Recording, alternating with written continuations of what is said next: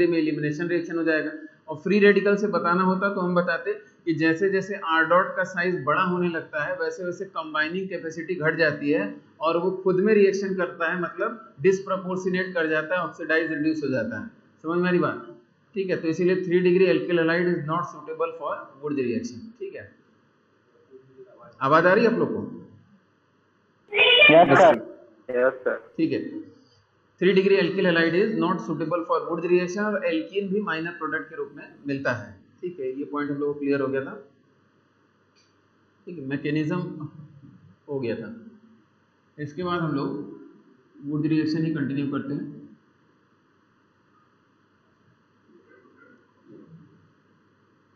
ठीक है, would reaction में अच्छा 3 डिग्री नहीं ले सकते, अब हमें भूल रहा है आप लोग क्या पढ़ा है क्या नहीं पढ़ा है। ठीक है, अच्छा देखते हैं। जैसे मान लीजिए अगर क्वेश्चन इस टाइप से दिया जाए कि ए है सोडियम ईथर और आपका प्रोडक्ट इस टाइप से। ठीक है, तब रिएक्टेंट क्या होगा? ठीक है, ये फर्स्ट क्वेश्चन ये करा चुके हैं। ठीक है, तो यहाँ हमने क्या बताया था, 3 डिग्री सूटेबल तो नहीं है, लेकिन इसको ब्रेक करके आपको 3 डिग्री बनाने के अलावा कोई ऑप्शन नहीं है, तो आपका जो सिस्टम हो जाएगा वो ये हो जाएगा। समझ में आ रही बात? यहाँ CH3 लगा दिए, इसी का प्रोडक्ट वो है, भले ही माइनर प्रोडक्ट है, लेकिन इस टाइप से क्वेश्चन पूछेगा तो यही करेंगे। ठीक है,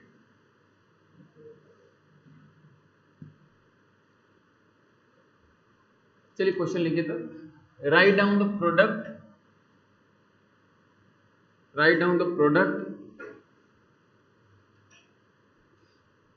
when treated with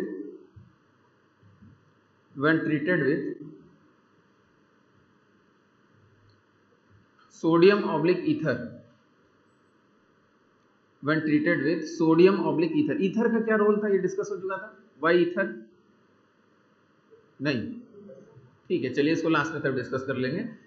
ठीक है, चलिए पहले प्रोडक्ट लिखने की बात कर लेते हैं डायरेक्ट। ठीक है, सिंपल क्वेश्चन से पहले शुरू करते हैं। CH3CH2 Br sodium ether.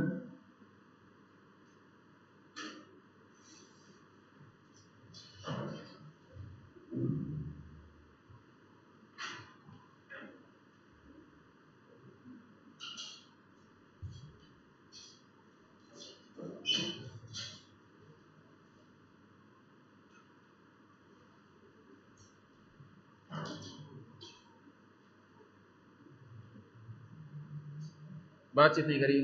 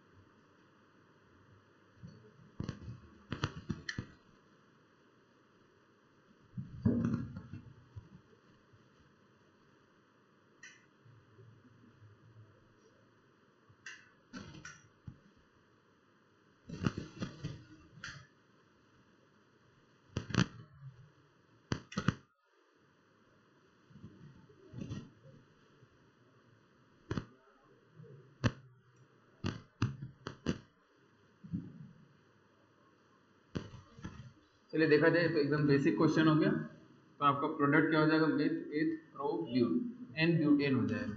N butane आपका मेजर प्रोडक्ट हो जाएगा। ठीक है, माइनर प्रोडक्ट का भी डिस्कशन हुआ था।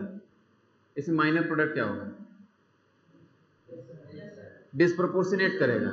ठीक है, जैसे फिर से एक बार हम बता दें, इसमें क्या बना होगा आपका CH3CH2 डॉट। ठीक है, तो डिस्प्रोपोर्शनेशन की पॉसिबिलिटी तो आई गई।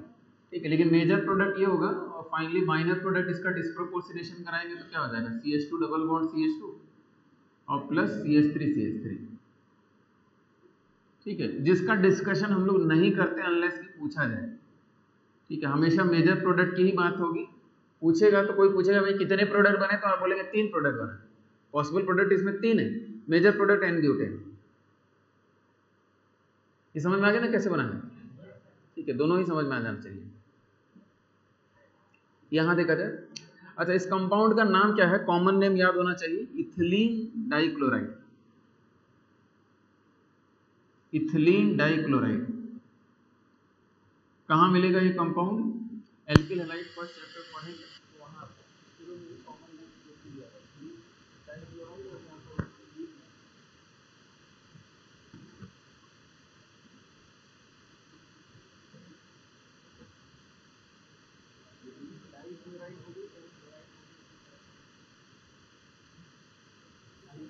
सर आपकी आवाज बहुत धीरे आ रही है।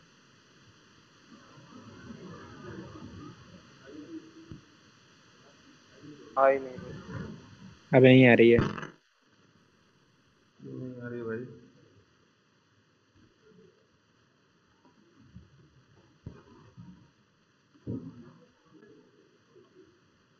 इधर चेक करिए बैटरी।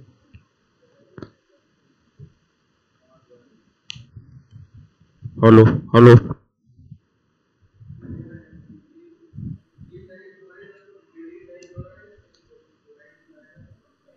सर आपकी आवाज नहीं आ रही है।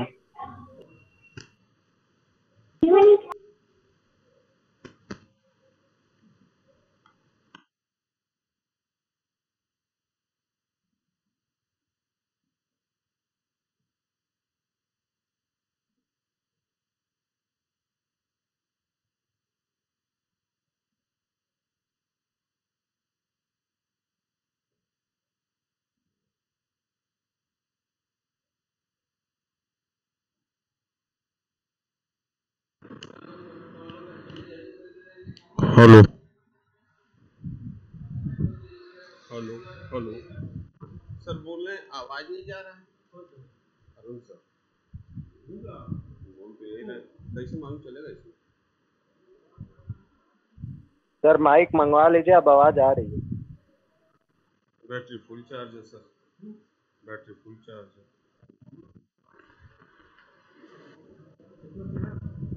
इसमें आज कम है।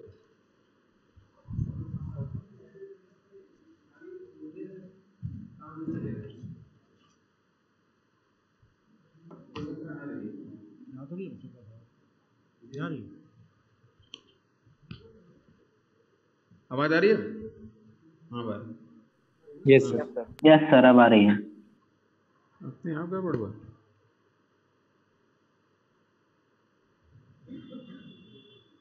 ठीक है, सवाल करिए। कंक्लूजन यही है कि भाई सवाल करिए, कुछ भी करिए, एकदम बेसिक सिंपल सवाल ABCD वाले करिए, पूछिए आके उसको कम से कम। नहीं हो रहा है तो ठीक है, जब तक सवालों को नहीं करेंगे तब तक कैसे आइडिया लगेगा? और अभी समय बीत जाएगा तो फिर धीरे धीरे क्या होगा कि मन नहीं करेगा सवाल करने का, उसमें दिमाग लगाएंगे नहीं। ठीक है, बहुत से लोग हैं बहुत अच्छा कर रहे हैं, फर्स्ट प्लस के भी सारे सवाल कर ले गए। भाई वही बच्चे हैं, वही क्लास है, ठीक है, वही समय है, सबके पास वही समय है। ठीक है, लेकिन कुछ लोग फर्स्ट प्लस के भी सारे सवाल कर ले रहे हैं और कुछ लोग फर्स्ट भी नहीं कर पा रहे हैं। ठीक है, तो ये समस्या है ना, आप लोग की समस्या है, ये हमारी समस्या नहीं। ठीक है, सवाल तो करना ही पड़ेगा। ठीक है, और जैसे जैसे आगे बढ़ेंगे प्रेशर बढ़ेगा तो फिर लगेगा भाई किसी तरह वह सिलेबस हो जाए, सवाल तो दूर की बात है। ठीक है, हाँ अनलेस की मिशन बनाए हैं कि अभी 12th हो जाए आराम से, तो टारगेट आराम से करेंगे तो सवाल करेंगे। ठीक है, यही मिशन ही बना लिए हैं तो टारगेट में भी आपको समय नहीं मिलेगा सवाल करने का। ठीक है, सवाल कर उससे जूझिए, सवाल से जूझना पड़ेगा आपको। ठीक है, वो चीज़ हम नहीं सिखा सकते, वो चीज़ आप ही को करना पड़ेगा। ठीक है, आपके सामने सारी चीज़ें चले जाएंगी, कुछ बच्चे होंगे जो एग्जाम में परफॉर्म कर जाएंगे और कुछ बच्चे होंगे भाई जो एकदम नहीं सीख पाएंगे। डिफरेंस यहीं से आएगा कि आपकी मेहनत उसमें क्या है। ठीक है, और अपनी मेहनत को वेस्ट नहीं करना है। ठीक है, अगर हम भाई इतना तो इंटेलिजेंट बनना पड़ेगा ना कि अगर हम मेहनत कर रहे हैं तो एकदम प्रॉपर सही डायरेक्शन में एकदम सटीक मेहनत करेंगे, तभी रिजल्ट आने जा रहा है। ठीक है, नहीं तो लास्ट में एकदम जोश में कोई किताब उठा लेंगे मोटी मोटी और कहेंगे कि हाँ अब हम ऑर्गेनिक सीखेंगे। ठीक है, तो उससे नहीं होने जा रहा है। ठीक है, आपको 10 क्वेश्चन करने हैं, जो भी सेक्शन आएगा ऑर्गेनिक से वो हो जाना चाहिए, तो वो क्लास से ही हो जाएगा। थोड़ा स्मार्ट बन के बैठिए क्लास में, और देखिए हर सवाल का समय होता है, ऐसा नहीं कि हम अभी पढ़ा दिए और आप 1 महीने बाद वो सवाल कर रहे हैं, समय बीत गया, ज़्यादा एफर्ट लगेगा। समझ में आ रही बात? और एफर्टलेस काम किया जाता है, ऐसा नहीं कि एफर्ट लगा के एकदम काम कर रहे हैं, ठीक है, वो तो आप भी थक जाएंगे, तुरंत थक जाएंगे, ठीक है। तो एफर्टलेस काम करना है तो भाई इंजॉयमेंट के साथ, उसी समय टाइमिंग के साथ करिए। समझ में आ रही बात? ठीक है, तो बिना टाइमिंग के करेंगे तो एग्जर्शन होगा आपके, ठीक है। चीज़ों को एंजॉय करते हुए करिए भाई, हेल्दी डिस्कशन करिए, आपस में फ्रेंड सर्किल बढ़िया करिए, आपस में डिस्कशन करिए। सबसे ज़्यादा आदमी सीखता है डिस्कशन से, ठीक है। आपस में डिस्कस कर लिए क्वेश्चन, फिर सर से आकर डिस्कस कर लिए, ठीक है। एक हेल्दी इन्वायरमेंट रहेगा और एक बार आपने सीखने का प्रोसेस शुरू हो गया तो भाई वो और इंटरेस्ट डेवलप होगा, ठीक है। इंटरेस्ट की बात है भाई, ठीक, ऑर्गेनिक में इंटरेस्ट डेवलप शुरू कर दिया आपने तो अपने आप आपको आसान सब्जेक्ट लगता है, ठीक है भाई। इतना कॉन्फिडेंस होता है सबको कि भाई ऑर्गेनिक का सवाल तो हो ही जाएगा, बाकी हो ना हो ऑर्गेनिक के सवाल हम तुरंत करेंगे, चाहे वो जितना भी डिफिकल्टी लेवल कर दे वो तो हो ही जाएगा, ठीक है। इस टाइप का कॉन्फिडेंस लोगों में आ जाता है लास्ट तक, लेकिन वो सवालों से जूझते रहते हैं, सही सवालों से, ठीक है। तो इतना आसान रास्ता बताए भाई, ITIAS क्वेश्चन करिए। कोई ITIAS क्वेश्चन पूछा ही नहीं, कुछ नहीं पूछा आपने, ठीक है, बस चीज़ें चल रही हैं। देखा जाए इथिलीन डाइक्लोराइड, सोडियम ईथर। अच्छा एक और बात, एक टर्म आता है जेम डाई हैलाइड और विस। तो जेम क्या होता है, जब 1-1 पोजीशन पे दो सेम ग्रुप होते हैं तो वो जेम कंपाउंड होता है, और 1-2 पोजीशन पे सेम कंपाउंड होते हैं तो विस कंपाउंड होता है। ये पहले भी हमने नॉमेनक्लेचर में बताया है, ये विस कंपाउंड है, क्या है, जेम कंपाउंड है, ठीक है। 1-2 डाइक्लोरोइथेन, 1-1 डाइक्लोरोइथेन है, ठीक है। इसका सोडियम ईथर से रिएक्शन कराएंगे तो ऑब्वियस सी बात है, आप ऐसा भी सोच सकते हैं कि भाई यहाँ डॉट आ गया और यहाँ डॉट आ गया, तो सबसे बढ़िया पॉसिबिलिटी क्या है, दोनों को आपस में जोड़ दीजिए, ठीक है। तो आपका प्रोडक्ट क्या हो गया, इथीन हो गया, CH2 डबल बॉन्ड CH2। एक और पॉसिबिलिटी थी, यहीं पे एक और स्ट्रक्चर लिखते और दोनों को ऐसे ऐसे जोड़ देते, साइक्लोब्यूटेन बन जाता, उसको नहीं लिखा हमने, क्यों? क्योंकि देखिए इंट्रामोलिकुलर रिएक्शन अगर हो रहा है तो हम उसी को प्रेफर कर देते हैं, क्यों? इंट्रोपी ड्रिवन रिएक्शन हो जाता है, दो को जोड़ने से बढ़िया क्या है, आपस में रिएक्शन करा दीजिए, एक इस टाइप का कंसेप्ट आता है। तो इसका मतलब कि भाई हाँ फास्ट होगा, ऑब्वियस सी बात है, ठीक है, ये बहुत फास्ट होगा, तो ये इंट्रामोलिकुलर रिएक्शन को प्रेफर कर देंगे, क्लियर है। तो यहाँ इंट्रामोलिकुलर रिएक्शन को प्रेफर करेंगे, इंट्रामोलिकुलर रिएक्शन को प्रेफर किया जाएगा because they are entropy driven. एक स्टेटमेंट नीचे लिख लीजिए, intramolecular reactions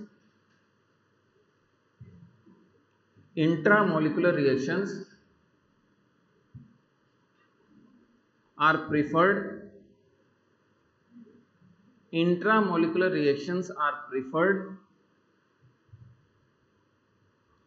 because they are entropy driven. Intramolecular reactions are preferred because they are entropy driven, because they are entropy driven, entropy driven reaction होते हैं, clear है। तो एक और पॉसिबिलिटी थी कि ऐसा ही स्ट्रक्चर लिख के जोड़ते हैं तो साइक्लोब्यूटेन, तो साइक्लोब्यूटेन का डिस्कशन हम यहाँ कर भी नहीं रहे हैं, ठीक है। सिंपली आपका क्या बना, इथीन बना, ठीक है, क्योंकि साइक्लोब्यूटेन के बारे में ना तो क्वेश्चन पूछा जाता है ना उसका डिस्क्रिप्शन आता है वो, ठीक है। तो डायरेक्ट इथीन बना लिया आपने। अच्छा एक और तरीके से सोच सकते थे, कोई कहता है आयनिक मैकेनिज्म से सर कैसे करते, तो आयनिक मैकेनिज्म से आप क्या करते, दो इलेक्ट्रॉन यहाँ एक्सेप्ट कराते तो यहाँ क्या आ जाता, निगेटिव चार्ज आ जाता, और ये लिविंग ग्रुप है ही, ये तो लिविंग ग्रुप है, तो ये बॉन्ड फॉर्मेशन करेगा और इस लिविंग ग्रुप को क्या करेगा, हटा देगा। आयनिक मैकेनिज्म से भी एक्सप्लेन हो गया, ज्यादा बढ़िया तरीका ये समझने का, समझ में आएगा, तो आपका एल्कीन बन जाएगा, कोई दिक्कत नहीं। यहाँ बताइए, तो इसको करने का तरीका ये है कि आप पहले एक क्लोरीन मान के करेंगे, तो एक क्लोरीन है तो आपका रिएक्शन क्या होता है, तो आप कहते हैं 1 2 3 4, आपका ये प्रोडक्ट बन गया Cl और Cl।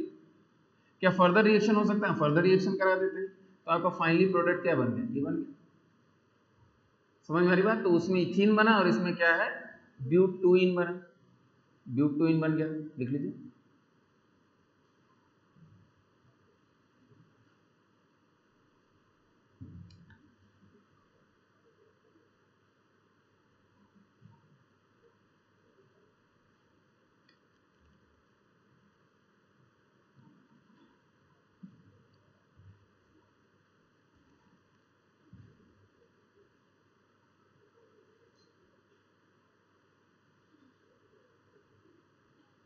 हो गया। अब देखिए इथिलीन डाइक्लोराइड और इथिलीडीन डाइक्लोराइड बना हुआ है, तो इस पे एक और पॉपुलर क्वेश्चन आता है, इसकी भी बात कर लेते हैं कि अगर इनके आप हाइड्रोलिसिस करिए तो कार्बन कार्बन यहाँ Cl और यहाँ Cl, हाइड्रोलिसिस मतलब OH H2O से रिएक्शन करना है, OH H2O, ठीक है, एक्वस NaOH लिखा रहेगा या OH H2O।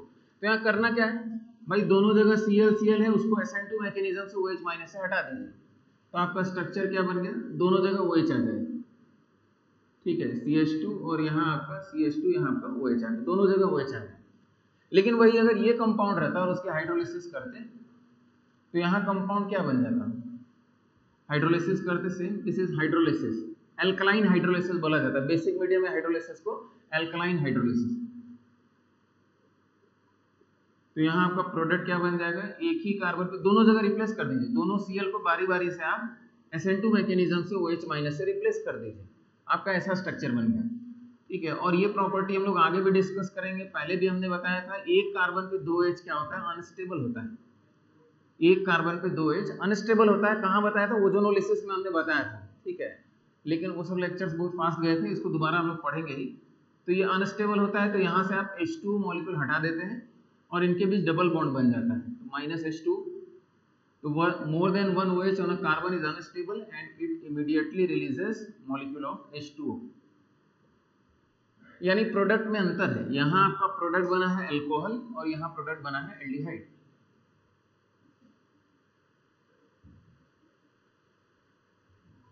अल्कोहल, कौन सा अल्कोहल बना है, नाम पता है इसका, इथिलीन ग्लाइकॉल, इथेनॉल बोलेंगे, IUPAC नेम क्या हो जाएगा,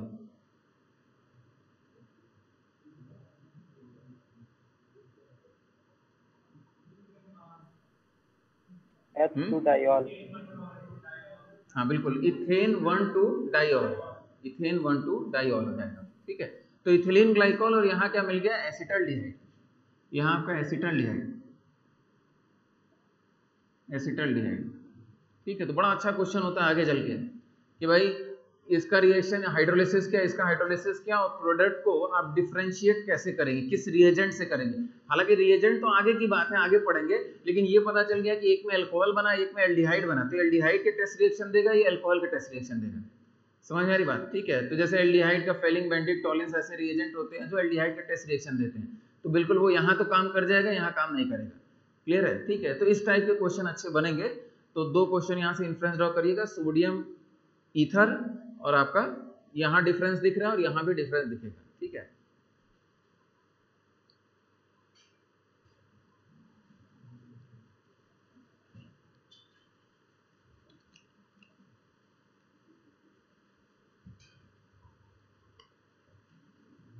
कितना क्वेश्चन हो गया था, 3 4 देखा जाए,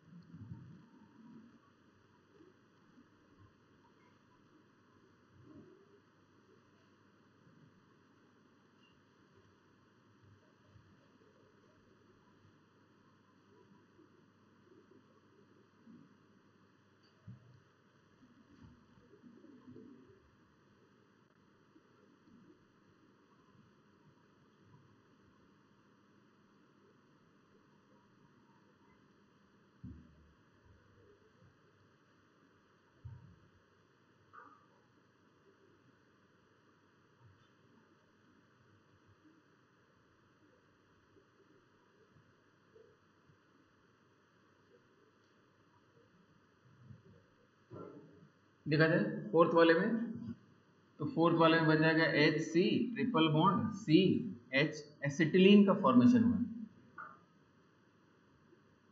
ठीक है, कोई समझाने की जरूरत नहीं, डॉट डॉट बॉन्ड बना दिया। ठीक है, एसिटिलीन का फॉर्मेशन हो गया। ठीक है, इसको मिटाते चलते हैं।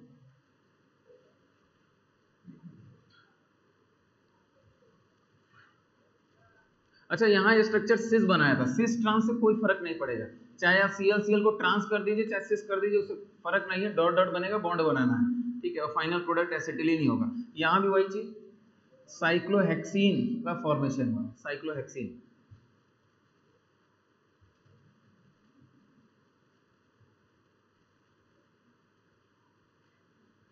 इसमें देखा जाए सिक्स्थ वाला यहाँ बनाए हैं, यहाँ आपका क्या हो गया Cl, यहाँ Cl, सोडियम ईथर, क्या बनेगा, तो आपका ट्रिपल बॉन्ड बन गया। कुछ गड़बड़, ये नहीं बना सकते। ठीक है, जबरदस्त एंगल स्ट्रेन होगा। ठीक है, तो जब तक साइकिल 8 या उससे बड़ी ना हो तब तक ट्रिपल बॉन्ड आप नहीं बना सकते। समझ में आ रही बात, जबरदस्त एंगल स्ट्रेन होगा तो यहाँ ट्रिपल बॉन्ड नहीं बना सकते, मतलब इस स्ट्रक्चर की फिजिबिलिटी नहीं है। तब क्या होगा, तो फिर से हमारा इंटरमीडिएट तो यही बनने जा रहा है। ठीक है, यहाँ डॉट हो गया, यहाँ डॉट हो गया, हम आपस में बॉन्ड नहीं बना पा रहे हैं, तो हम क्या करेंगे, एक और स्ट्रक्चर यहाँ बना के जैसे डाइमराइज करते थे डाइमराइज कर देंगे, इंट्रामोलिकुलर रिएक्शन नहीं कराएंगे। ठीक है, लेकिन अभी भी प्रोडक्ट में एक समस्या है। प्रोडक्ट में समस्या क्या है, यहाँ डबल बॉन्ड, यहाँ डबल बॉन्ड, एंटी एरोमेटिक है। ठीक है, लेकिन इसका प्रोडक्ट यही रिपोर्ट किया जाता है। ठीक है, अब आप ये सोचेंगे एंटी एरोमेटिक है क्यों बना। ठीक है, रिएक्शन कंडीशन वैसे, देखिए सोडियम के साथ अगर आप रिएक्शन करा रहे हैं तो ऐसा नहीं सोचेंगे कि प्रोडक्ट अनस्टेबल एंटी एरोमेटिक बन गया तो नहीं बनेगा। ठीक है, प्रोडक्ट बन जाएगा। ठीक है, सोडियम एक ड्रास्टिक कंडीशन है, sodium is highly electropositive metal. हाँ, इसकी फिजिबिलिटी ही नहीं थी इसलिए बनाया नहीं। ठीक है, ऐसा प्रोडक्ट कभी भी नहीं बनाएंगे जिसमें ट्रिपल बॉन्ड की बात करें। अब कोई कहे कि anti aromatic compound, anti aromatic compound तो बनते ही हैं, ऐसा नहीं है कि जब बनते ही नहीं तो उनकी बात क्यों होती। ठीक है, तो anti aromatic compound normal reactions में नहीं बनते, सोडियम ईथर के साथ यहाँ आप बना सकते हैं। अनस्टेबल कंपाउंड है नो डाउट, लेकिन यहाँ यही प्रोडक्ट रिपोर्ट किया जाता है। ठीक है, तो इस पॉसिबिलिटी को एकदम हम लोग नहीं सोचेंगे, ये पॉसिबिलिटी बनेगी एंटी एरोमेटिक है लेकिन फिर भी ये प्रोडक्ट होता है, because the condition is sodium ether.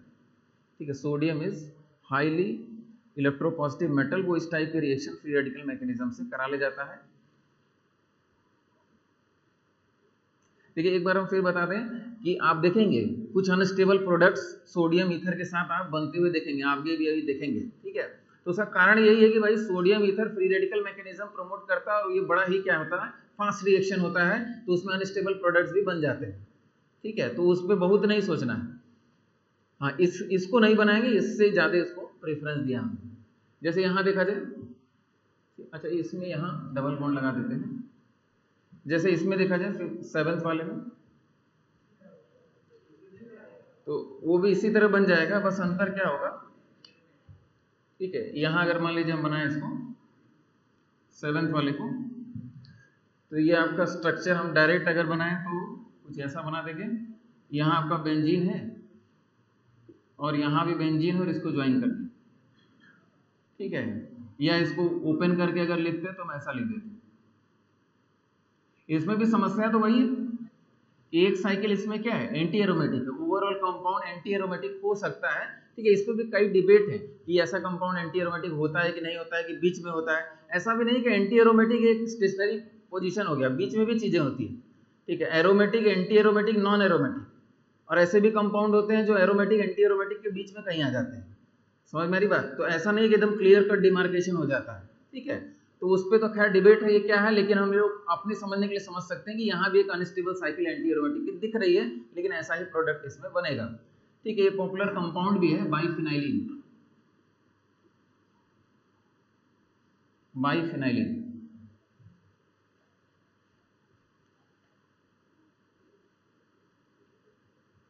जैसे सिंपल क्वेश्चन पूछा जा सकता है कि भाई सोडियम ईथर का रिएक्शन करा रहा है, ये हमारा कंपाउंड है, what will be the dB of the product.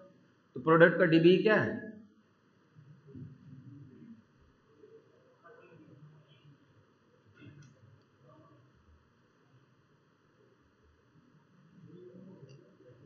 अरे इतना समय लगेगा कैलकुलेट करने में? 9 हो जाएगा। 2 बेंजीन और एक एक्स्ट्रा साइकिल दिख रही तो 9 हो गया। 4 + 4 + 1 हो जाएगा। देखा जाए। अब इसकी बात करें तो इसमें कोई समस्या नहीं है, ठीक है। इसमें sp हाइब्रिडाइज कार्बन अलाउड है, रिंग साइज इनफ हो चुकी है, तो उसमें कोई समस्या नहीं है।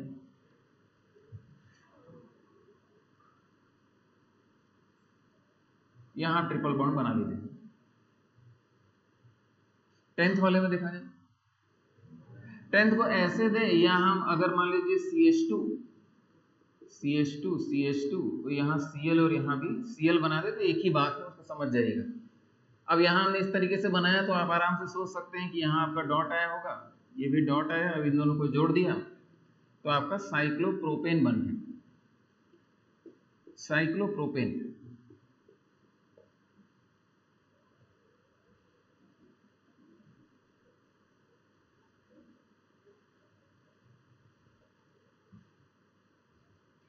ठीक है, इसका नाम भी लिख लीजिए। आपका 1 हो गया, 2 हो गया, 3 1,3 डाइक्लोरो प्रोपेन।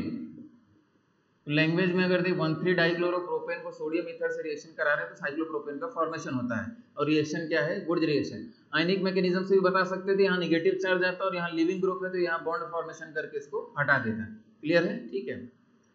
अच्छा, अब यहाँ भी सोचने वाली बात है कि साइक्लोप्रोपेन तो बड़ा अनस्टेबल होता है, 3 साइड की साइकिल है, जबरदस्त एंगल स्ट्रेन है, ठीक है। तो बिल्कुल वुड्स रिएक्शन से ये बनता है, और इनफैक्ट साइक्लोप्रोपेन बनाने का तरीका केवल वुड्स रिएक्शन ही, ठीक है। साइक्लोप्रोपेन का मेथड ऑफ प्रिपरेशन क्या होता है? वुड्स रिएक्शन ही होता है। समझ में आ रही बात? ठीक है। तो इसका मतलब अनस्टेबल साइकिल भी 3 साइडेड बनने जा रही है।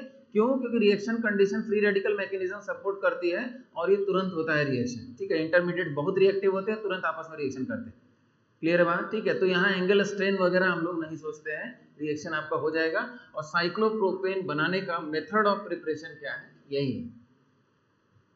इनफैक्ट अगर स्टैंडर्ड बुक्स पढ़ेंगे आप, ठीक है, तो उसमें क्लियरली लिखा हुआ है कि वुड्स रिएक्शन जो होता है, Wurtz reaction is not a very good reaction, ठीक है। इसकी, ठीक है, यूटिलिटी काफी कम है। क्यों कम है? क्योंकि इसमें जो इंटरमीडिएट बन रहे हैं वो बड़े रिएक्टिव हैं और साइड रिएक्शन बहुत ढेर सारे होने लगते हैं, ठीक है। जैसा हम दिखा रहे हैं वैसा ही ना हो कि और ढेर सारे साइड रिएक्शन होते हैं, ठीक है। तो इसीलिए क्या होता है कि इसमें यील्ड ऑफ प्रोडक्ट या रिएक्शन को कंट्रोल करने से बहुत मुश्किल होता है। तो इसलिए वुड्स रिएक्शन बहुत यूजफुल रिएक्शन नहीं है। हाँ, यूजफुल है, पर्टिकुलरली साइक्लोप्रोपेन बन जाएगा, इसलिए यूजफुल है। समझ में आ रही बात? In general Wurtz reaction is not a very useful reaction. लेकिन क्वेश्चन बनाने वाले तो दुनिया भर के क्वेश्चन बनाएंगे उसमें, तो एक सेट पैटर्न पे सोच के आपको क्वेश्चन बना देना, ठीक है, क्वेश्चन कर लेना है, बस यही कहने का मतलब है। देखा जाए एक और क्वेश्चन। अब जैसे ITR सेक्शन में अगर क्वेश्चन आप देखेंगे तो वही एग्जांपल उठाते हैं जो स्टैंडर्ड बुक्स में डेटा दिया हुआ है, ठीक है। जैसे एक क्वेश्चन, यहाँ आपका Cl हो गया, यहाँ आपका Br हो गया, ठीक है, सोडियम ईथर के साथ रिएक्शन करा।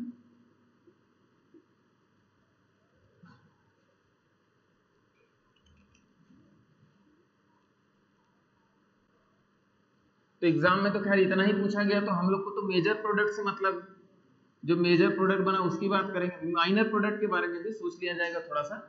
तो मेजर प्रोडक्ट क्या बना, या मान लीजिए हम इसमें थोड़ा चेंज भी करें,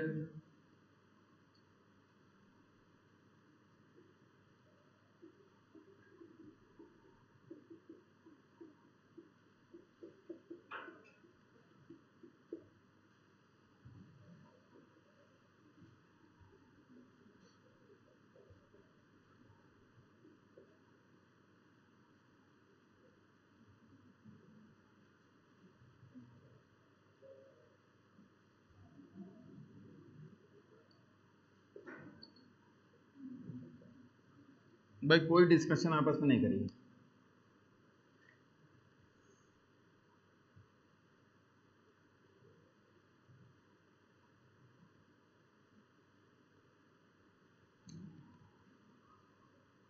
देखा जाए इस रिएक्शन को आपने प्रोसीड कराया, क्या करेंगे?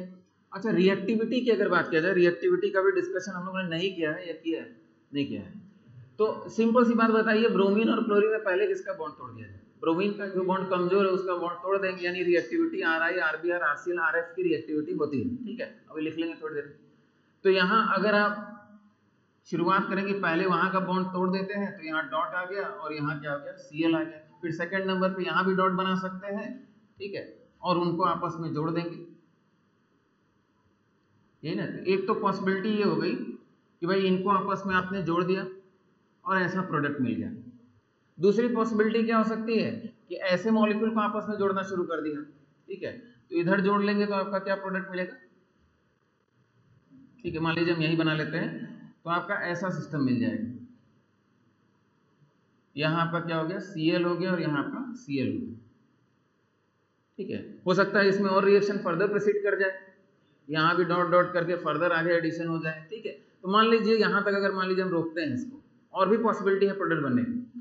तो यहाँ मेजर प्रोडक्ट किसको रिपोर्ट किया जाए, ऊपर वाला इंट्रामोलिकुलर रिएक्शन को प्रीफर किया जाता है, मेजर प्रोडक्ट वही होता है। तो कुछ किताबों में 94%, कुछ किताबों में 97%, तो आपका लगभग ये 97% यील्ड में आपको मिलता है। इंट्रामोलिकुलर रिएक्शन, फिर से वही बात, इंट्रामोलिकुलर रिएक्शन का प्रेफरेंस हो गया, यहाँ डॉट जोड़ दिया, सर साइकिल अनस्टेबल बन रही है, 3 साइडेड साइकिल नहीं, वुड्स की कंडीशन में सब बन जाएगा, क्लियर है, ठीक है। ये नहीं सोचना है कि भाई 3 साइडेड साइकिल ना बना के हम इसकी बात करें। हाँ, ये माइनर प्रोडक्ट आप रिपोर्ट कर सकते हैं, और भी प्रोडक्ट हो सकते हैं माइनर प्रोडक्ट के रूप में। One of the minor product क्या है, ये हो सकता है। अब इसमें भी अगर हम ऑप्शन दे दें तो कुछ लोग ऐसा भी बनाने लगे कि ये ऐसे जोड़ दिए, सर ऐसे नहीं जोड़ेंगे, ये समझ में आ रही बात, कार्बन कार्बन का बॉन्ड आपने जोड़ा है, ये नहीं कि डायरेक्ट ऐसे जोड़ दिए। ये ऑप्शन रहेगा तो उस पर भी टिक कर लेंगे, all of this possible product में ये भी हो गया, ठीक है, ये नहीं हुआ, क्लियर है बात, ठीक है।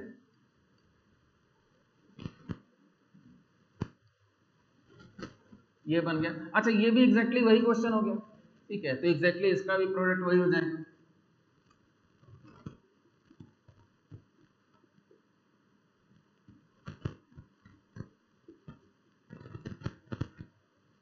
ठीक है, तो खाली मेजर प्रोडक्ट की बात करेंगे तो ये आपका मेजर प्रोडक्ट हो जाएगा।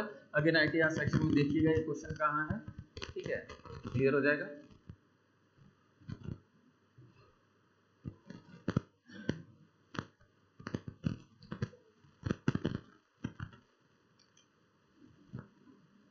ठीक है, तो दोनों में सेम प्रोडक्ट बना। यहां बताइए,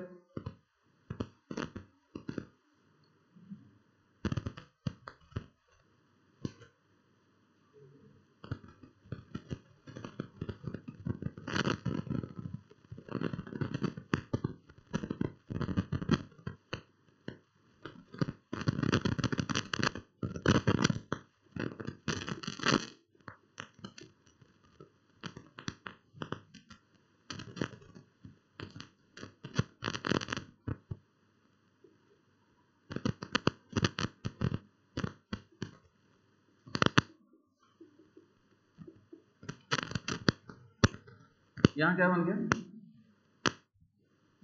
देखिए आप इसको ऐसे बना सकते हैं, यहाँ हम CH2 डॉट बना दें, नीचे ना लिख के यहाँ लिख दें, नीचे ना लिख के यहाँ लिख दें, और यहाँ डॉट बनी रहे और आपस में जोड़ दिए, तब आपको क्लियरली समझ में आ जाएगा ये ब्रिजहेड कंपाउंड बाइसाइक्लो कंपाउंड बन रहा है, ठीक है। नीचे बनाएंगे तो इमेजिनेशन में दिक्कत होगी, यहाँ कैसे जुड़ रहा है, भाई 2 फ्री रेडिकल है आपस में जोड़ दीजिए, ठीक है,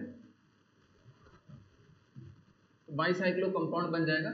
और यहाँ N की वैल्यू 3 हो जाएगा तो साइक्लोप्रोपेन बन जाएगा, साइक्लोब्यूटेन बन जाएगा, साइक्लोपेंटेन बन जाएगा और साइक्लोहेक्सेन बन जाएगा, समझ में आ रही बात। N की वैल्यू 6 हो गई तो आपका साइक्लोहेक्सेन, दोनों एंड्स को आपने ज्वाइन करा दिया।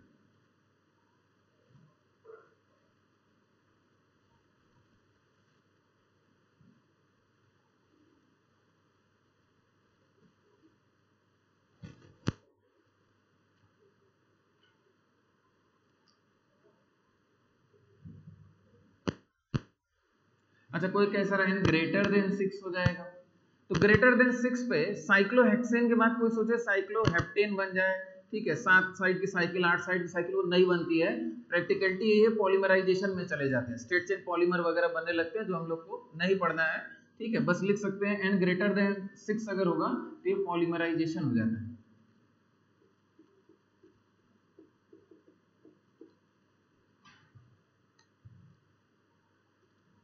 इसका प्रोडक्ट भी क्लियरली स्ट्रक्चर से ही क्लियर है आपको, क्या बनेगा, ज्वाइन कर दिया इस टाइप से, ठीक है।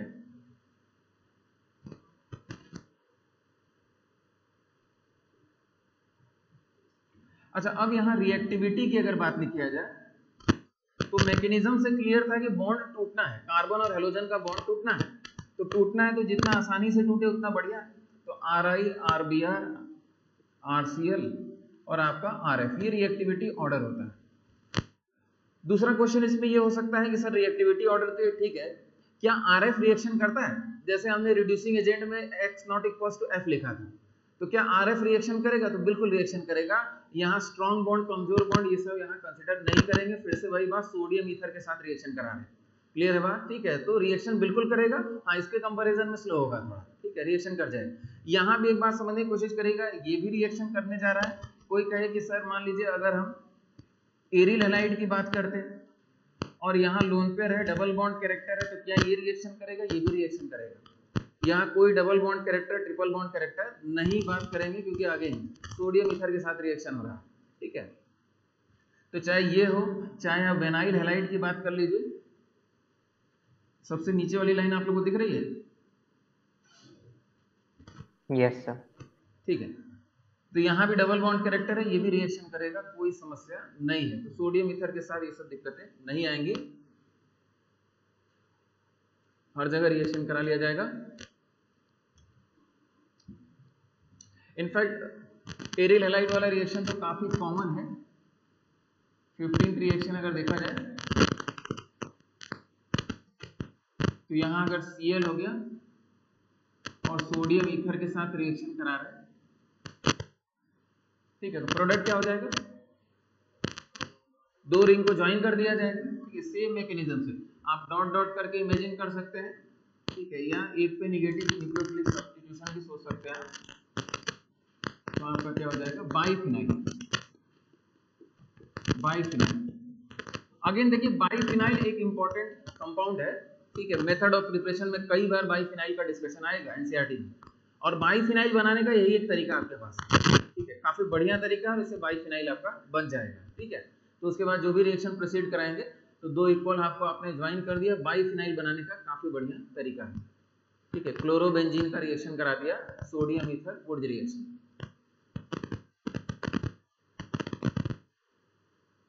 हालांकि अभी इसको लिखेंगे हम लोग, इस रिएक्शन को वुड्स रिएक्शन नहीं बोला जाता, इस रिएक्शन को बोला जाता है फिटिक रिएक्शन। ठीक है, जब एरिल हैलाइड और एरिल हैलाइड आपस में कंबाइन करते हैं तो उनको हम फिटिक रिएक्शन का नाम देते हैं, नॉट वुड्स रिएक्शन। तो यहाँ हम लिख भी दें, दिस इज फिटिक रिएक्शन। फिटिक रिएक्शन अलग से भी अभी लिखेंगे, दिस इज फिटिक रिएक्शन। ठीक है, क्लियरली बोर्ड में भी पूछा जाएगा तो फिटिक रिएक्शन है, not woods reaction. Wurtz reaction के एग्जांपल में मत लिखिएगा। ठीक है, हालांकि सब कुछ वही है। ठीक है, तो biphenyl is formed by फिटिक reaction. मतलब लगभग सारे क्वेश्चन हम लोगों ने कवर कर लिए। अब एक और दो इंपॉर्टेंट पॉइंट और, role of ether. Role of ether, what is the role of ether? तो पहला पॉइंट ये है कि आप, ठीक है, अच्छा इसमें रोल ऑफ ईथर तो लिमिटेड ही है। ठीक है, आप अलग से भी क्या, रोल ऑफ ईथर क्या है, बस एक जनरल पॉइंट समझिए कि जब आप सोडियम और, ठीक है, या मैग्नीशियम ऐसे इलेक्ट्रोपॉजिटिव मेटल के साथ रिएक्शन करा रहे हैं तो आप नहीं चाहेंगे कि भाई ये सॉल्वेंट के साथ रिएक्शन करने लगे। ठीक है, तो हम क्या करेंगे, इनर्ट सॉल्वेंट लेंगे। तो ether is an inert solvent. ठीक है, बस इतना ही रोल है कि ईथर इनर्ट सॉल्वेंट है, वो सोडियम से रिएक्शन नहीं करेगा। H2O होगा तो उसके साथ एक्सोथर्मिक रिएक्शन हो जाएगा। ये पॉइंट शायद बोला था हम लोगों ने, लिख लेते हैं। Role of ether, it provides inert medium for reaction. It provides inert medium for reaction. It provides inert medium for reaction.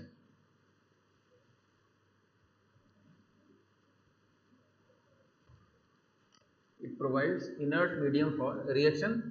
अच्छा, और टाइप्स की अगर बात किया जाए तो एक तो आपका वुड्स रिएक्शन हो गया, वुड्स रिएक्शन। ठीक है, वुड्स रिएक्शन में क्या है, RH प्लस RH, मतलब alkyl halide plus alkyl halide. दूसरा होता है Wurtz Fittig reaction. Wurtz Fittig reaction, इसमें क्या हो गया, एक तो आपका एल्किल हैलाइड होगा, दूसरा आपका एरिल हैलाइड होगा। Again what is aryl halide? When halogen is attached to aromatic ring, for example benzene ring, ठीक है, डायरेक्टली अटैच होगा, तो दिस इज एरिल हैलाइड। और ये आपका एल्किल हैलाइड। ठीक है, सोडियम ईथर सारी कंडीशन वही है और प्रोडक्ट हमने रिपोर्ट किया यहाँ एल्काइलेटेड बेंजीन। एल्किल ग्रुप अगर बेंजीन पे लगा हुआ तो दिस इज एल्काइलेटेड बेंजीन।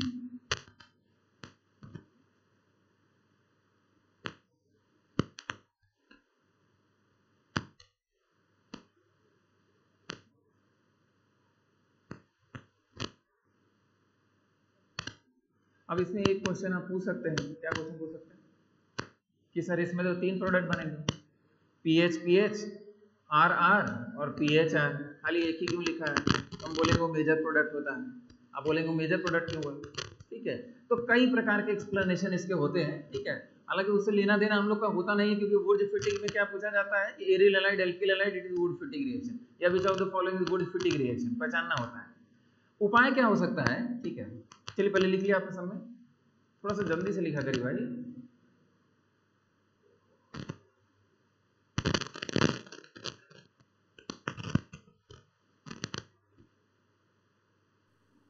टेस्ट में कहाँ तक आएगा सर? टेस्ट में कहाँ तक आएगा? आज जहाँ तक पढ़ा देंगे वहां तक टेस्ट में आएगा। ठीक है सर। ठीक है, हाँ, आज जहाँ तक वुड रिएक्शन पूरा कंप्लीट है। ठीक है, तो वुड रिएक्शन पूरा कंप्लीट आएगा। ठीक है, reaction mechanism SN1 SN2 E1 E2। देखिए बार बार हम SN1 SN2 E1 E2 देते रहेंगे ताकि आप बार बार रिवाइज करके एकदम कंफर्म हो जाएं। कभी भी SN1 SN2 E1 E2 E1 CV अगर कोई बोले तो कुछ जनरल दिमाग में हो आपके कि हाँ ये होता है। ठीक है, और उसके अलावा अलग से हम लोग ऑप्टिकल आइसोमरिज्म नहीं पूछ रहे हैं। ठीक है, वो तो उसी में कवर हो जाएगा। ठीक है, बाकी हाइड्रोजनेशन पे ढेर सारे सवाल होंगे, क्लास में ढेर सारे सवाल कराए थे, उन्हीं को डिराइव करके सवाल बनाए गए हैं, तो आप उसको करेंगे, कम से कम 6-7 सवाल तो उसी पे होंगे। ठीक है, तो जरूर से आप उनको अटेंड करिए और इतना आसान नहीं होगा। आपने बार बार देखा, बनाया, नोट्स पढ़ा, उसके बाद भी वहाँ दिमाग लगाना पड़ेगा आपको। ठीक है, हाँ, जितना बढ़िया से 3-4 बार बोला था कि भाई प्रैक्टिस कर लीजिए, करेंगे तब आपका हो जाएगा। ठीक है, देखते भी सवाल हो जाएगा, मेहनत करेंगे। ठीक है, सब पर भी होगा ही। यहाँ देखा जाए एल्किल हैलाइड एरिल हैलाइड। अच्छा, यहाँ कई उपाय क्या बोल रहे थे? एक उपाय ये होता है कि ये जो हैलोजन है वो डिफरेंट ले लिया जाता है। जैसे यहाँ हमने आयोडीन ले लिया और यहाँ क्या ले लिया, सपोज क्लोरीन ले लिया। समझ में आ रही बात? ठीक है, तो यहाँ आपका आयोडीन हो गया, यहाँ आपका क्लोरीन हो गया, तो उससे फायदा क्या होगा?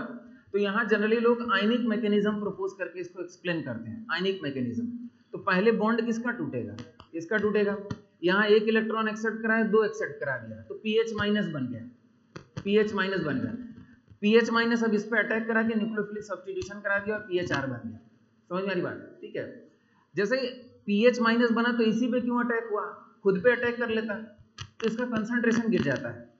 भाई रिएक्शन जब यहाँ आयोडीन हो गया तो आयोडीन हो गया, तो रिएक्शन शुरुआत इस पे हुई, इसका कंसंट्रेशन तेजी से घटने लगा। यहाँ से क्या मिला हमको? PH- मिला। PH- कैसे मिला, समझ में आ रहा है? ठीक है, एक इसको तोड़ा आपने, 2 इलेक्ट्रॉन यहाँ एक्सेप्ट करा, PH- बन गया, दोनों अलग अलग आपने हैलोजन ले लिए। ठीक है, तो यहाँ PH- मिल गया और PH- ने इस पे अटैक कर दिया, क्योंकि इसका कंसंट्रेशन रिलेटिवली ज्यादा रहता है, आपका प्रोडक्ट मिलने लगा। ठीक है, तो ये कंसेप्ट होता है, काफी काम आता है। क्रॉस प्रोडक्ट इसी तरह एक्सप्लेन किया जाता है। जब भी 2 अलग अलग होते हैं तो क्रॉस वाला मेजर प्रोडक्ट होता है। कारण यही होता है, एक पे रिएक्शन शुरू होता है, उसका कंसंट्रेशन गिर जाता है और वो अटैक करता है तो दूसरे वाले पे, तो क्रॉस प्रोडक्ट आपका मेजर प्रोडक्ट मिलता है। ठीक है, और भी एक्सप्लेनेशन होते हैं, सेम हैलोजन होते हैं तब पर भी एक्सप्लेन किया जाता है कि PH- ज्यादा स्टेबल होता है इन कंपैरिजन टू R-। ठीक है, तो बनेगा PH- अटैक किस पे करेगा? RX पे करेगा। क्यों PH- R- से ज्यादा स्टेबल हुआ? क्योंकि क्या? नहीं, PH- यानी PH- मतलब क्या बता रहे हैं हम? वैसे तो PH- अनस्टेबल होता है और R- इन दोनों में ज्यादा स्टेबल हम बता रहे हैं। क्यों? क्योंकि ढेर सारे इसमें क्या है, sp2 हाइब्रिडाइज कार्बन है, जो क्या लगा रहे हैं? माइनस आई इफेक्ट लगा रहे हैं, जबकि यहाँ माइनस आई इफेक्ट नहीं लगेगा, प्लस आई इफेक्ट ही लगेगा। समझ में आ रही बात कुछ? ठीक है, GOC का पार्ट।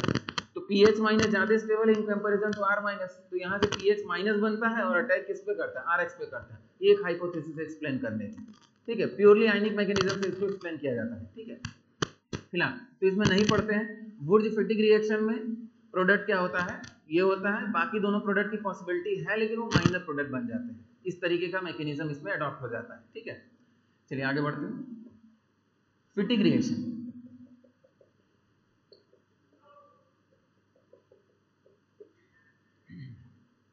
समझाने को देखिए और भी, पहले हम ये समझाते थे पीएच पीएच हो गया और आर आर हो गया, तो दोनों में मॉलिक्यूलर मास में डिफरेंस होगा तो आप उसको सेपरेट कर सकते हैं आसानी से।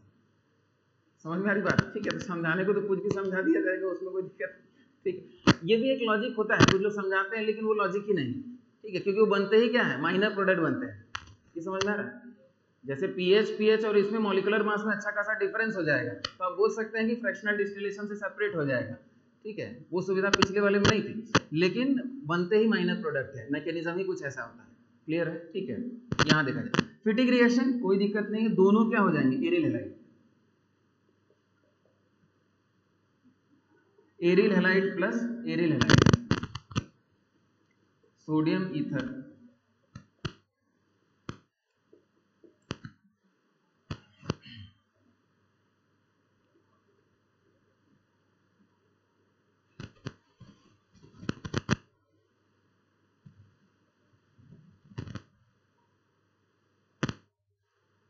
ठीक है, यानी दो तीन नाम, Wurtz reaction, Wurtz Fittig reaction और फिटिक रिएक्शन। फोर्थ देखा जाए कुछ और इसमें वैरायटी क्या होता है, जैसे फ्रैंकलैंड रिएक्शन, फ्रैंकलैंड रिएक्शन। तो फ्रैंकलैंड रिएक्शन एकदम वुड्स की तरह रिएक्शन होता है, बस उसमें जो इलेक्ट्रॉन प्रोवाइड करता है वो जिंक प्रोवाइड करता है, जिंक का इस्तेमाल किया जाता है। ठीक है, और इसके बाद पांचवा नाम आता है उलमैन रिएक्शन, उलमैन रिएक्शन, और इसमें जो इलेक्ट्रॉन प्रोवाइड करता है वो कॉपर प्रोवाइड करता है। इसके अलावा इसमें कोई सवाल नहीं पूछा जाता। फ्रैंकलैंड रिएक्शन को मैच कराया जाता है कॉपर के साथ, सोडियम की जगह कॉपर।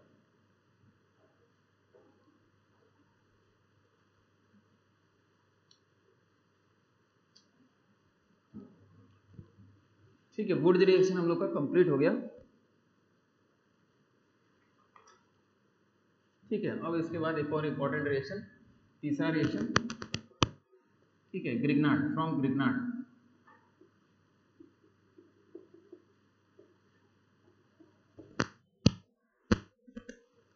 अच्छा, एक फाइनल बात और कि भाई देखिए इनिशियल जो टेस्ट होते हैं उसमें स्कोर करना थोड़ा डिफिकल्ट हो जाता है। ठीक है, क्योंकि भाई छोटा सा टॉपिक है, डिफिकल्टी लेवल एक थोड़ा मैक्सिमम लेवल पे रहता है। ठीक है, स्कोरिंग मुश्किल हो जाती है, तो ऐसा नहीं कि अगर स्कोर नहीं हो रहा है छोड़ दिए, उसी में ज़्यादा मेहनत किया जाता है। ठीक है, इनिशियली आप क्या करेंगे, अपने नोट्स पे खूब काम करेंगे, खूब मेहनत करेंगे, ताकि एक ऑप्टिमम लेवल पे स्कोर हो और गलती आप पकड़ पाएं। धीरे धीरे क्या होगा, आपकी हैबिट डेवलप रहेगी, तो लास्ट में आप देखेंगे आप एकदम फ्रैक्शन ऑफ सेकंड्स में स्कोर करेंगे। ठीक है, आपको टाइम ही नहीं लगेगा, आप तुरंत सारा स्कोर करके बैठ जाएंगे, इसमें कोई दिक्कत ही नहीं होगी। ठीक है, लेकिन वो धीरे धीरे आगे आएगा, अचानक से आप देखेंगे बहुत तेजी से आपका क्या हो रहा है, स्कोर हो रहा है।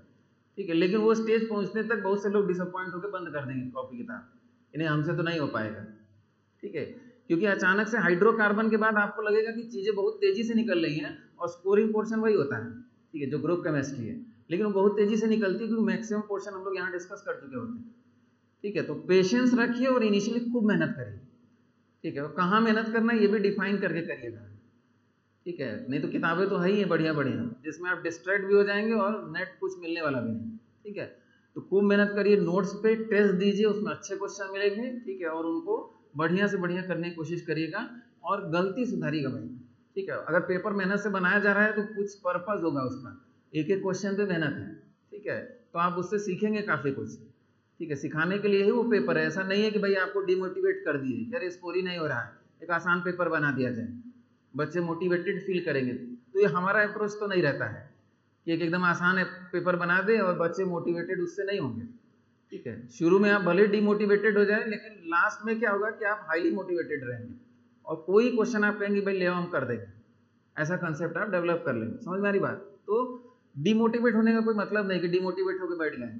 12th में ये सब नहीं होता है।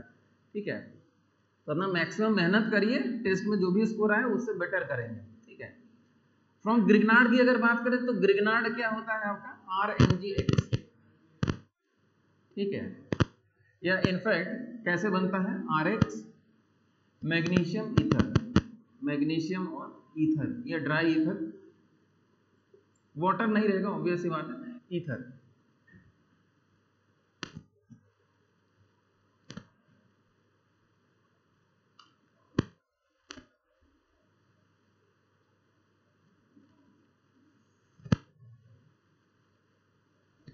ठीक है, ये लंबा टॉपिक है लेकिन इसको ब्रेक करके पढ़ेंगे।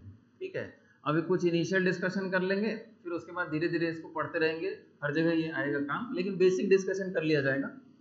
ठीक है, RX मैग्नीशियम ईथर RMGX, तो यहाँ से यहाँ पहुँचने का भी मैकेनिज्म होगा, उसको डिस्कस करेंगे। दूसरा है आपका ईथर। ठीक है, ईथर का सिंबल क्या हो सकता है, R2O। ईथर के बारे में डिस्कशन हो ही चुका है। For example CH3 CH2 OCH2 CH3, तो ये बेसिकली क्या है, सॉल्वेंट है। इसका नाम क्या हो जाएगा, डाइथाइल ईथर। ठीक है, तो कोई भी ईथर दिया रहेगा उससे हमको बहुत लेना देना नहीं है, इट इज सॉल्वेंट। जैसे मान लीजिए एरो पे कुछ ऐसा लिखा हुआ है तो उससे डर नहीं जाएंगे, भाई ये भी क्या है, ईथर है, ये सॉल्वेंट है, साइक्लिक ईथर है, कोई उससे लेना देना नहीं हो। समझ में आ रही बात?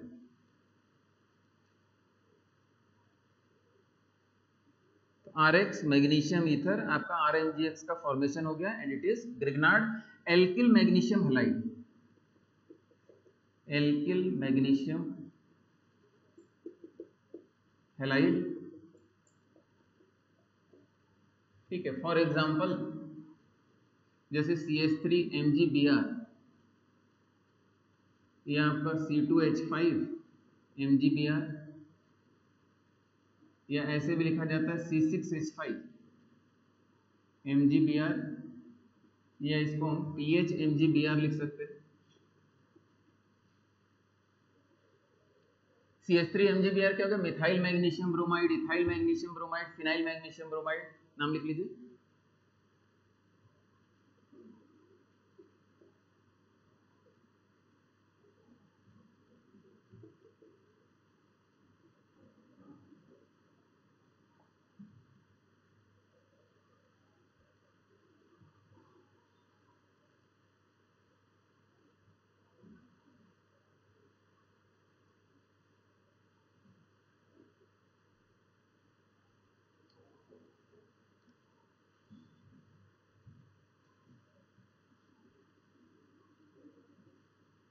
ठीक है, मिथाइल मैग्नीशियम ब्रोमाइड, इसका नाम क्या होगा, phenyl magnesium bromide. Phenyl magnesium bromide, इसको लिखने का एक और तरीका हो सकता है C6H5 MgBr। C6H5 MgBr, हमको बेसिकली ये स्ट्रक्चर याद रखना है, कार्बन से मैग्नीशियम जुड़ा हुआ है। ठीक है, ओपन करेंगे तो समझ में आ जाएगा।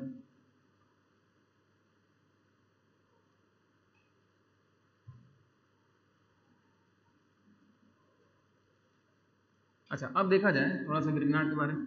ये आपका RMg और यहाँ आपका X हो गया। यहाँ अगर बात करें तो यहाँ आपका आयनिक बॉन्ड होता है, आयनिक बॉन्ड। ठीक है, डोमिनेंट कैरेक्टर क्या होगा, आयनिक कैरेक्टर होगा। यहाँ जो बॉन्ड होता है ये कोवेलेंट के डोमेन में ही होता है, polar covalent bond, polar covalent bond. ठीक है, ये मैग्नीशियम जुड़ा किससे है, अगर हम इसको ऐसे लिखें तो बेसिकली ये क्या है, CH3 यानी कार्बन से जुड़ा हुआ है। ठीक है, कार्बन से जुड़ा हुआ है। तो मैग्नीशियम और कार्बन में इलेक्ट्रोनेगेटिविटी किसकी ज़्यादा है, मैग्नीशियम की एग्जैक्टली इलेक्ट्रोनेगेटिविटी कितनी है, कोई बताएगा? 1.2। मैग्नीशियम की इलेक्ट्रोनेगेटिविटी पॉलिंग स्केल पे 1.2 होती है, याद करने की बहुत जरूरत नहीं। कार्बन की 2.1 होती, सॉरी 2.5 होती है, कार्बन की 2.5 याद होनी चाहिए। यानी कार्बन पे क्या है, डेल्टा माइनस, और मैग्नीशियम पे क्या है, डेल्टा प्लस। ठीक है, इलेक्ट्रोनेगेटिविटी में ज्यादा कौन हो गया आपका, कार्बन हो गया, या एल्किल ग्रुप हो गया, it is more electronegative than electropositive metal. ठीक है, यानी फिर से it is polar covalent bond, और पोलैरिटी किसकी तरफ है, कार्बन की तरफ। कार्बन पे डेल्टा माइनस और मैग्नीशियम पे डेल्टा प्लस हो जाएगा। ठीक है, ये पॉइंट भी क्लियर हो गया। यानी अगर मान लीजिए ग्रिग्नार्ड में बॉन्ड ब्रेक करेगा तो किधर ब्रेक करेगा, कार्बन की तरफ ब्रेक करेगा, यानी यहां से हमको मिलेगा क्या, R-। ठीक है, यानी Grignard is source of R-, Grignard is source of R-, और R- कैसा बेस होगा, very strong base, very strong nucleophile.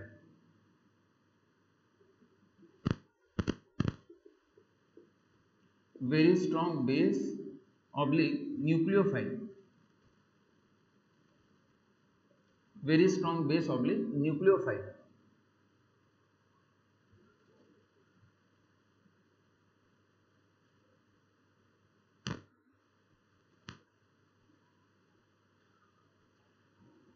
अच्छा, एक और डेफिनेशन हमने इससे पहले बताया कि अगर मेटल से डायरेक्टली कार्बन जुड़ा हुआ है तो ऐसे कंपाउंड को क्या बोलते हैं? ऑर्गेनोमेटेलिक कंपाउंड बोला जाता है। ठीक है, तो this is class of organometallic compound.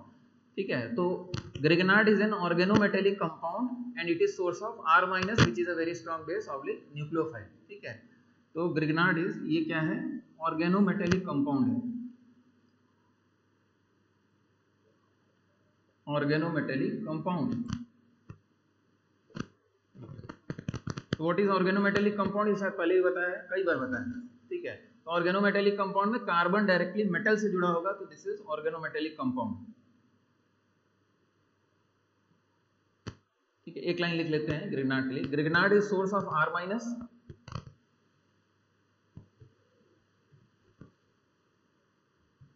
Grignard is source of R-,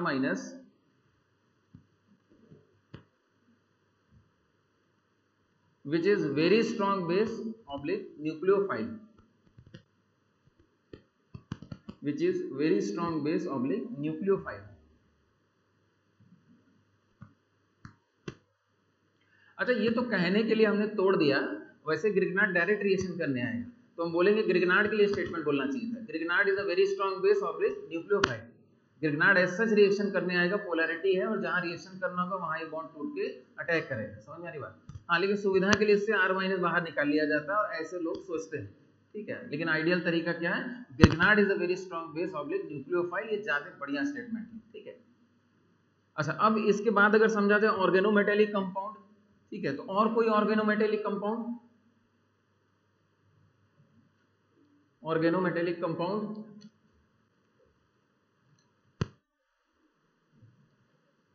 जैसे और जो ऑर्गेनोमेटेलिक कंपाउंड है जो आपको पढ़ने हैं, ऑर्गेनोमेटेलिक कंपाउंड्स। ठीक है, कोई नाम बताएगा? जैसे आपका RNA, RLI, R2 नहीं, RMGX,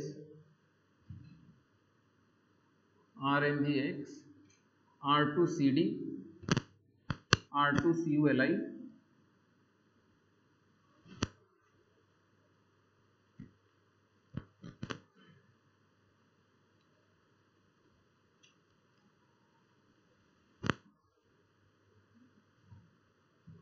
ये सभी ऑर्गेनोमेटेलिक कंपाउंड है जिनके बारे में आप पढ़ेंगे, कहीं ना कहीं पढ़ेंगे, बीच में आएगा। ठीक है, इन सभी में क्या है? सोडियम जुड़ा होगा कार्बन से।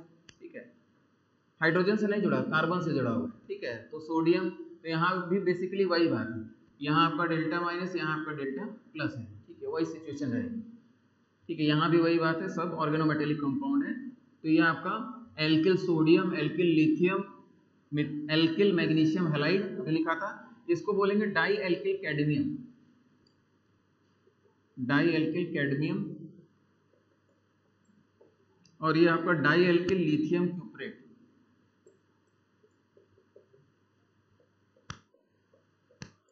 डाई एल्किल लिथियम क्यूप्रेट, या इसी का एक और नाम होता है गिलमैन्स रिएजेंट।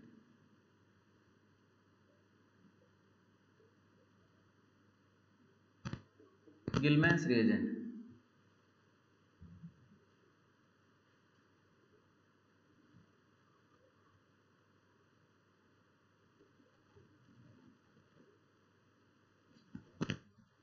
ठीक है, RNA, RLI, RMGX, R2CD, R2CuLi। अच्छा, एक बात और समझा जाए, यही ऑर्गेनोमेटेलिक कंपाउंड है जो हम लोग को पढ़ने हैं। ठीक है, या थोड़ी थोड़ी प्रॉपर्टी जाननी है, तो इसमें एक रिएक्टिविटी ऑर्डर भी होगा। वैसे तो ऑर्गेनोमेटेलिक कंपाउंड बहुत रिएक्टिव होते हैं क्योंकि R- की बात चल रही है। ठीक है, लेकिन इनमें भी रिएक्टिविटी होगी, तो रिएक्टिविटी किस बात पे डिपेंड करेगी? कार्बन और जो मेटल है उनके बीच इलेक्ट्रोनेगेटिविटी डिफरेंस पे डिपेंड करेगी। समझ में? जितना ज्यादा डिफरेंस उतना फास्ट रिएक्शन, ऑब्वियस बात है, उतनी ज्यादा पोलैरिटी। ठीक है, तो इसमें अगर बात करें तो मैक्सिमम पोलैरिटी हो जाती है, क्योंकि सोडियम लगभग 0.9 इलेक्ट्रोनेगेटिविटी होती है सोडियम की, ये लगभग 1 होता है, मैग्नीशियम 1.2 होता है, कैडमियम उससे ऊपर, कॉपर उससे थोड़ा ऊपर। समझ में आ रही बात? तो यानी यहाँ से यहाँ जा रहे हैं तो रिएक्टिविटी क्या हो रही है? डिक्रीज कर रही है, रिएक्टिविटी डिक्रीजेस। ठीक है, नीचे जाने पर रिएक्टिविटी डिक्रीज कर रही है।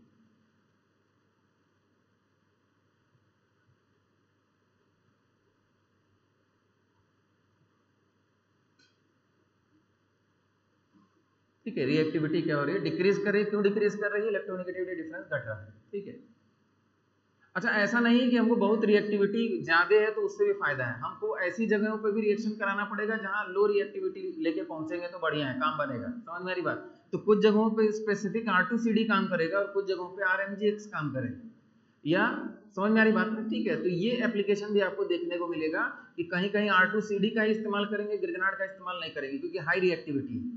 ठीक है, उसको हम कंट्रोल नहीं कर पाएंगे, बीच में हमको अगर रिएक्शन को रोकना है तो वो इससे संभव नहीं होगा। इस टाइप का डिस्कशन भी किया जाएगा। ठीक है, तो फिलहाल रिएक्टिविटी की ही बात कर। अच्छा एक और क्वेश्चन ये हम लोग ने जीओसी में किया था कि ये सभी ऑर्गेनोमेटेलिक कंपाउंड में एल्किल ग्रुप कौन सा इफेक्ट लगा रहा है, प्लस आई कि माइनस आई। जैसे RMGX, तो एल्किल ग्रुप प्लस आई लगा रहा है कि माइनस आई लगा रहा है, माइनस आई। माइनस आई, बिल्कुल सही बात है, माइनस आई, क्योंकि पोलैरिटी कहाँ है, यहाँ डेल्टा माइनस है। ठीक है, कार्बन ज्यादा इलेक्ट्रोनेगेटिव है तो प्लस आई माइनस आई प्योरली इलेक्ट्रोनेगेटिविटी डिफरेंस पर डिपेंड करता है। Alkyl group generally plus I effect लगाता है, लेकिन ऑर्गेनोमेटेलिक कंपाउंड से माइनस आई इफेक्ट लगाता है। क्लियर है, पॉइंट पहले भी डिस्कस किया था। तो यहाँ इन सब में माइनस आई इफेक्ट हो गया, ये भी क्लियर हो गया आपको।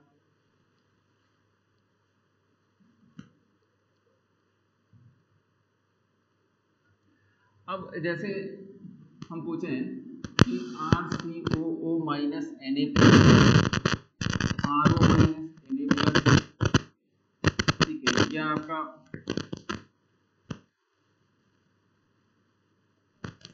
ठीक है R4Si, क्या ये ऑर्गेनोमेटेलिक कंपाउंड है। सोडियम तो दिख रहा है लेकिन जुड़ा किससे, ऑक्सीजन से, तो ये ऑर्गेनोमेटेलिक कंपाउंड नहीं, ये भी नहीं, ये सिलिकॉन जुड़ा हुआ है, तो सिलिकॉन मेटल नहीं होता, मेटलॉइड होता है। तो मेटलॉइड होता है तो ये भी ऑर्गेनोमेटेलिक कंपाउंड नहीं है। ठीक है, तो ऐसे ढेर सारे क्वेश्चन भी हम पूछेंगे, ऑप्शन दे देंगे। ठीक है, तो उसको आप समझ जाएंगे। तो ऑर्गेनोमेटेलिक कंपाउंड यानी ये क्वेश्चन आउट हो गया, which of the following is organometallic compound. देखते हैं कितने लोग सही करते हैं उसको। ठीक है,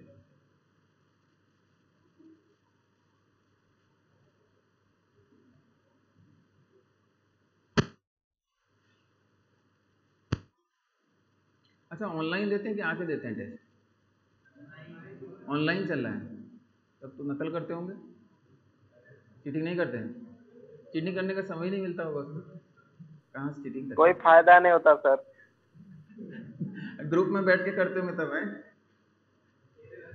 कोई भरोसा नहीं भाई। वैसे बात सही है, उतनी देर में नकल से सर ऑफलाइन करवा दीजिए, कोई फायदा नहीं हो पाएगा। चलिए देखा जाए तो ऑर्गेनोमेटेलिक कंपाउंड की बात हुई। अब फिर से जरा एक बार मैकेनिज्म समझ लिया जाए और फिर गिरगनाट की प्रॉपर्टी समझते हैं, उसके रिएक्शंस की बात करते हैं।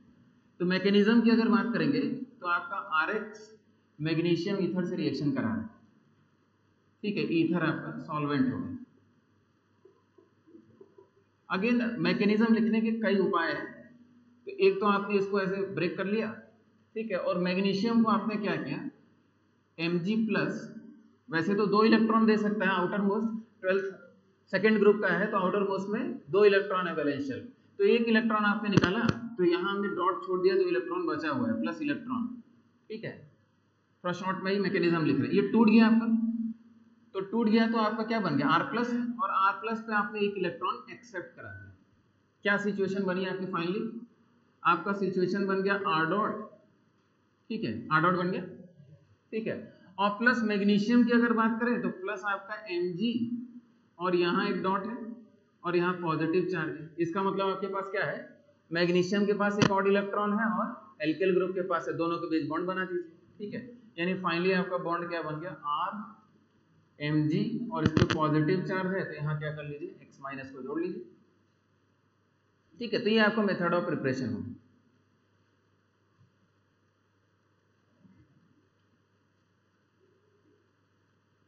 अगेन ब्रैकेट में लिखा है, इस बात को याद रखिएगा।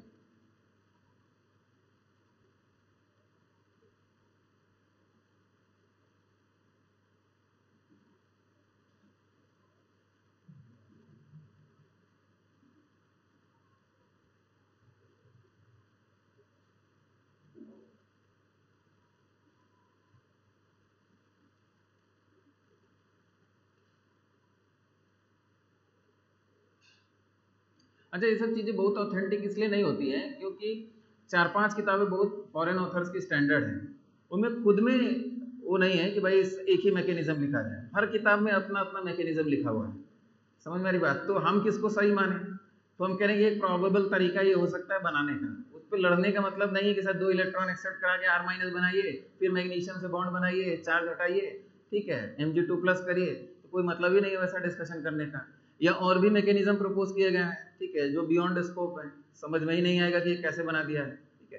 तो इसीलिए बस एक हल्का सा आइडिया लग जाए, RMGX का फॉर्मेशन हो गया, ठीक है। अच्छा, अब ग्रिग्नार्ड की अगर बात करें, ग्रिग्नार्ड की प्रॉपर्टीज की बात करें, या उससे पहले ईथर का रोल क्या है, रोल ऑफ ईथर जरा समझा दें।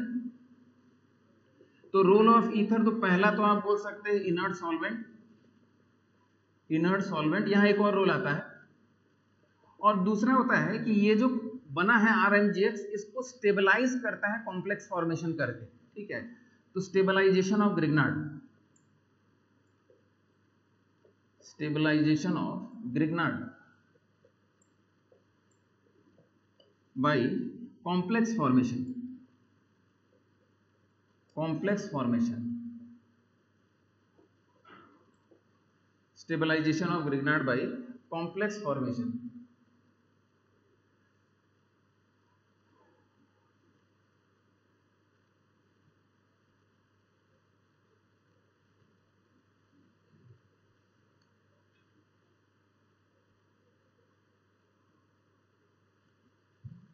Stabilization of Grignard by complex formation. Complex formation क्या है, ठीक है, ये अगेन कोऑर्डिनेशन कॉम्प्लेक्स का इशू है। कोऑर्डिनेशन कॉम्प्लेक्स में एक्स्ट्रा बॉन्ड बनते हैं भाई, कोऑर्डिनेट बॉन्ड, ठीक है, वैलेंसी एक्सपेंड होती है। तो आपका यहाँ सिंपली करना क्या है, मैग्नीशियम हो गया या हेलोजन हो गया, ठीक है, यहाँ आपका लोन पेयर है R', यहाँ आपका ईथर हो गया, तो ये अपना लोन पेयर क्या कर रहा है, यहाँ डोनेट कर दे रहा है, ठीक है, यहाँ भी आपका डोनेशन करा दिया जाए।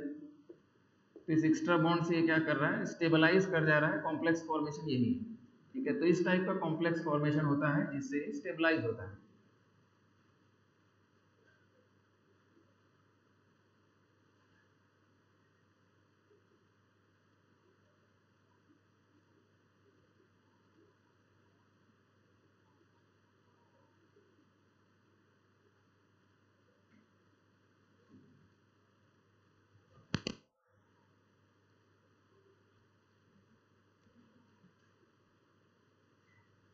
अब इसमें भी कुछ लोग यहाँ पॉजिटिव चार्ज लेके खाली इंटरेक्शन दिखाते हैं, वो भी एक तरीका है। दूसरा है कि डायरेक्ट कोऑर्डिनेट बॉन्ड बनाइए, वो भी एक तरीका, ठीक है।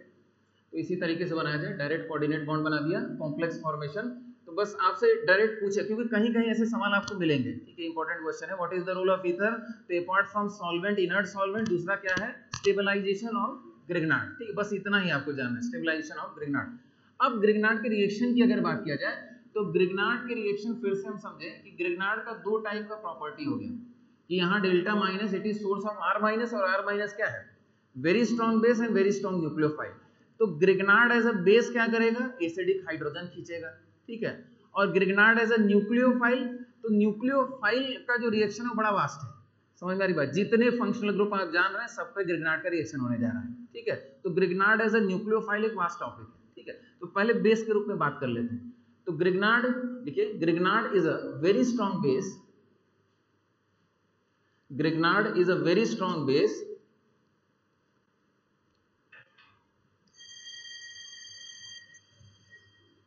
Grignard is a very strong base and it extracts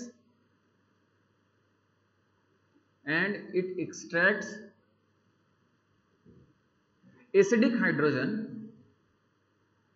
and it extracts acidic hydrogen from even weak acids, and it extracts acidic hydrogen from even weak acids, कमजोर एसिड में से भी ये H+ खींच ले जाएगा, ठीक है। तो इसका नेक्स्ट क्लास में कंप्लीट किया जाएगा, एक क्लास पूरा लगेगा ग्रिग्नार्ड का भी, ठीक है। चलिए ठीक है, थैंक यू।